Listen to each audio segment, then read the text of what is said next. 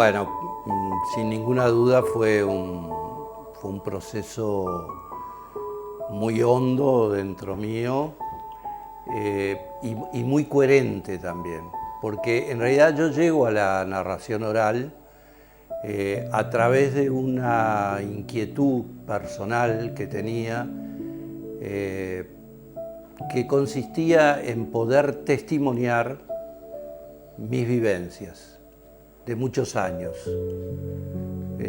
Siempre dije que sin duda yo fui un tipo que me hice a mí mismo a fuerza de reflexión, de lucha, de pelea, de dificultades, de grandes alegrías, de grandes encuentros. Pero tanto como eso fui también el producto de mis maestros, de los que me enseñaron a vivir, ¿no? Y ahí hay un largo camino, ¿no? Y pensé en muchas circunstancias que uno no puede irse de este mundo sin de alguna manera rendirle tributos a quien dejó enseñanzas importantes y que uno tiene que sembrar. Después la semilla fructificará, caerá en suelo fértil o no, eso no es un problema de uno, pero la responsabilidad de uno es sembrar.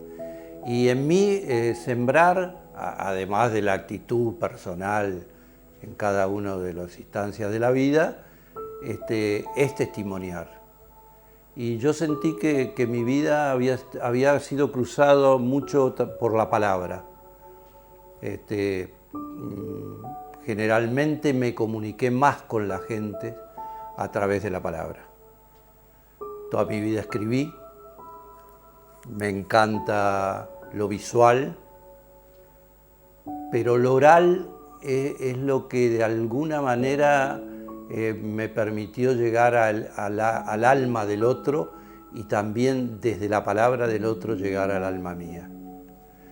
Y entonces había llegado un momento donde ya cesaba la parte ejecutiva de mi vida y entraba a otra área, que era un área de reflexión y de testimonio, y ahí me pareció que la oralidad adquiría una estatura importante. Por eso entro en el Teatro Solís y con el objetivo de adquirir cierta técnica, para decir algo, ¿no?, que me permitiera llegar a que esto tuviera excelencia.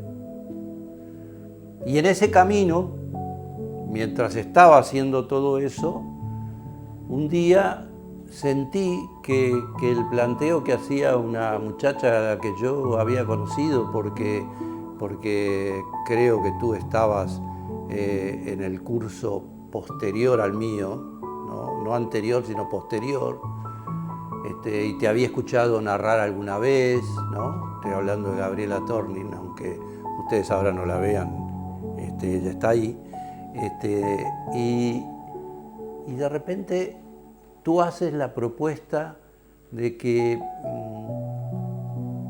hay que integrar los elementos.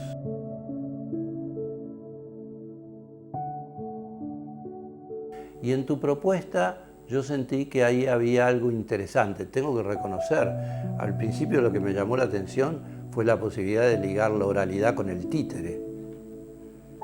Cuando me metí dentro de este proceso, me di cuenta que eso era una parte y pequeña de la historia, que en realidad no se trataba de integrar el títere como no se trataba de integrar el movimiento o la escenografía, sino de una cosa mucho más significativa, que es esto lo que yo quiero decir. Y es que lo que tú tienes adentro tienes que hacer un esfuerzo muy grande para encontrarlo, y eso no se encuentra, no es un proceso intelectual, no se encuentra solo una vez, sino que lo vas encontrando como si fueras abriendo capas. Y esas capas se fueron abriendo a través del movimiento, a través de la sensibilidad, a través de contar historias personales, a través de la interacción con otros, que también lo estábamos haciendo. Y al abrir esas capas, aparecía también, es bueno decirlo, aparecía el caos. ¿Por qué el caos? Porque en el fondo la interioridad de uno no es una línea recta. Uno es la línea recta y el caos también, es el ovillo y la línea recta. Y entonces yo tenía que conectarme con la línea recta, que en realidad es como la fantasía de que uno quisiera que todo fuera claro y recto, pero en realidad la línea recta estaba formada por el ovillo. Y me tenía que meterme dentro del ovillo y desentrañar lo que al final iba a ser una línea recta. Ese fue el proceso. Yo creo que tu método, Gabriela, es un método muy integral, muy personal, muy hondo y que a mí me sirvió enormemente para poder expresar. Entonces, de manera natural llegamos a una producción que nunca sabíamos al final cuál iba a ser, que la primera de todas fue Decires, donde actuamos en un teatro, y esa actuación fue recibida por la gente de una manera increíble. El retorno fue sorprendente porque cuando se apagó la luz y empezamos a actuar, éramos 3 integrantes, y se terminó y se prendió la luz, nosotros no teníamos la menor idea de si había gustado, si no había gustado, si habíamos estado bien, mal o regular. Lo habíamos hecho desde todo lo que teníamos adentro. Y las respuestas fueron maravillosas, ¿no? Lo mismo nos pasó en Bahía Blanca, cuando fuimos con el mismo elenco. Y después entramos a otra producción, que fue El sueño del sombrerero, pero mucho más que esos detalles. Lo importante es la metodología. Y me parece que la metodología constituye una integración de las artes escénicas expresadas desde lo que uno vivió y lo que uno quiere decir.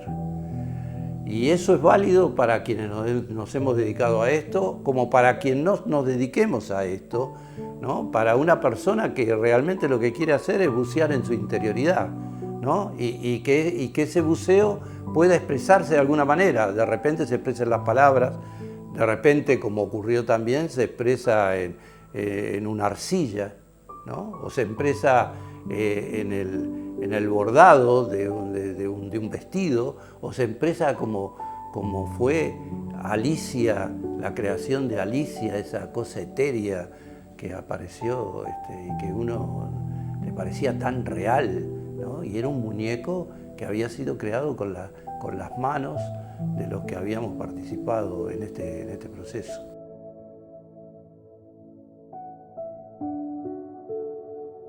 Entonces yo creo que es eso, que esta experiencia merece larga vida, que es una experiencia de vida también,